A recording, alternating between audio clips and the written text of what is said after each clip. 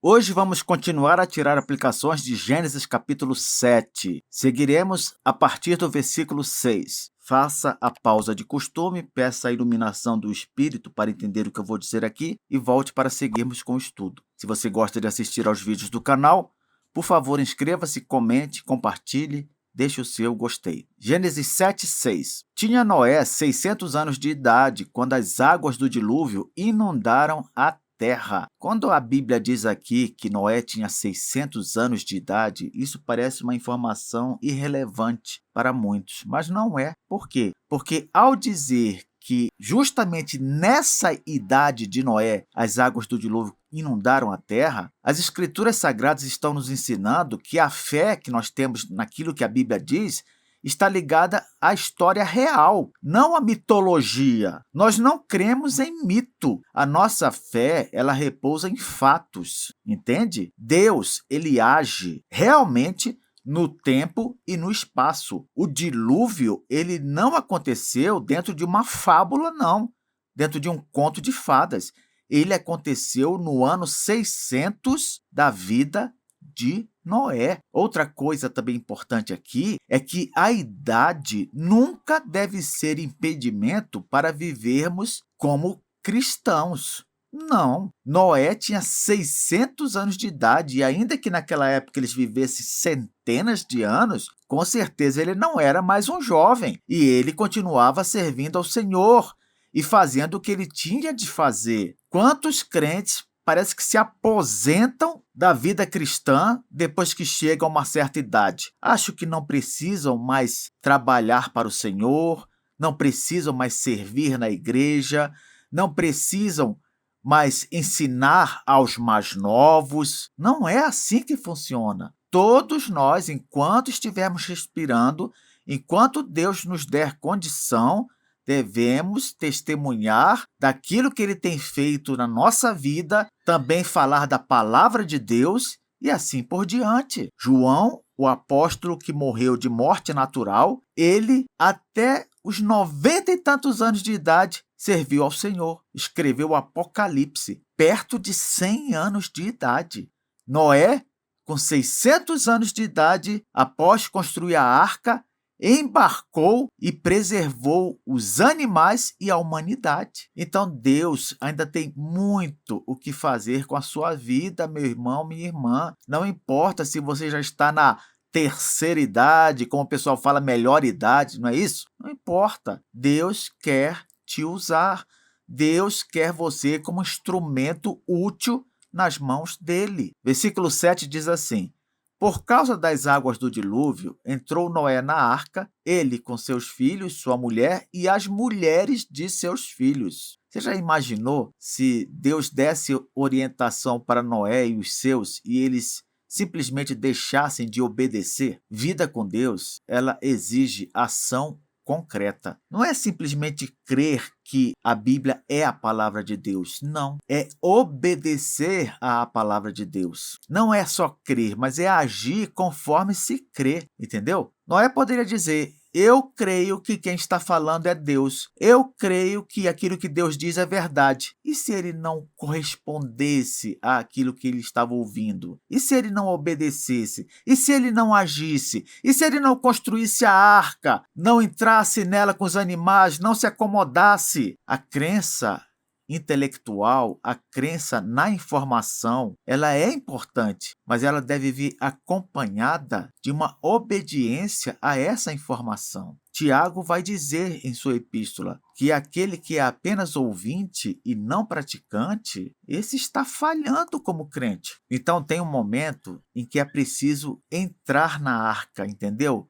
Não apenas concordar que a arca é de Deus, que ela é a solução. Não, tem um momento que é preciso entrar, que é preciso fazer, que é preciso agir. Lembre-se sempre disso. Deus, ele valoriza a ordem, o preparo, a antecipação. Então, tudo que nos cabe fazer, ele não vai fazer no nosso lugar, não. Deus disse como é que deveria fazer, as medidas exatas, como eu falei há pouco, os detalhes, tudo. Mas quem vai fazer é Noé. São seus filhos, aqueles que ele porventura contratou para ajudá-lo nessa empreitada. Lembra quando Jesus foi ressuscitar Lázaro? É certo que Jesus, sendo poderoso como poderia remover aquela rocha que fechava o túmulo simplesmente com um gesto de suas mãos. Porém, ele não fez isso. Ele mandou que os homens retirassem a rocha. E sabe por quê? Porque ele não vai fazer aquilo que nós podemos fazer. O que o homem não poderia fazer ali naquele dia era ressuscitar Lázaro. Não, Jesus foi fazer o que ele podia fazer e ele designou aos homens que fizessem o que eles podem fazer. Assim também é conosco hoje. Não fique esperando que Jesus vai fazer tudo por você. Não fique esperando que Jesus vai estudar por você, vai se esforçar por você, vai lutar por você, vai ser um bom marido, um bom filho, uma boa pessoa. Não. Isso quem tem que ser somos nós. Ele vai nos orientar e vai nos ajudar naquilo que não pudermos fazer por nós mesmos. Versículos 8 e 9 dizem assim: dos animais limpos e dos animais imundos e das aves e de todo réptil sobre a terra entraram para Noé na arca, de 2 em 2, macho e fêmea, como Deus lhe ordenara. Olhe que quando Deus chama, ele também conduz. É exatamente o que a gente vê aqui. Deus chamou Noé e também foi conduzindo. Ele não simplesmente disse, você vai fazer algo para mim. Não, ele chamou e começou a dar as orientações. Ele é assim, ele chama e ele conduz. Quantas vezes as pessoas se sentem chamadas por Deus, mas têm medo? Será que eu vou saber fazer a obra de Deus? Será que eu vou dar conta? Será que eu posso fazer isso? O Deus que chama é o Deus que conduz, é o Deus que mostra o caminho. O irônico disso, sabe o que é? É que a criação, a natureza, ela obedece naturalmente ao Criador, não é? Você já parou para pensar que Noé não foi atrás dos animais? Não, os animais vieram até Noé. Por quê? Porque Deus mandou. Deus mandou e o animal irracional, ele simplesmente vai lá e obedece. A natureza faz o que Deus quer. Até quando ela parece totalmente descontrolada, ela está fazendo o que Deus quer. É assim a criação. São assim os animais. Ironicamente, o ser humano, aquele que foi criado à imagem e semelhança do Criador, este resiste. Ele fica resistindo. Perceba como até os animais nos dão alguma lição. Não é de hoje que eu ouço as pessoas dizerem assim: entre os homens e o meu cachorro, eu prefiro o meu cachorro. Por que falam coisas desse tipo? Por causa do amor que um cachorro demonstra. Amor esse que todo ser humano, à imagem e semelhança de Deus, deveria demonstrar pelo seu próximo também. Então aqui, nesse texto, temos que os animais foram a Noé, entraram na arca, fizeram o que tinham de fazer,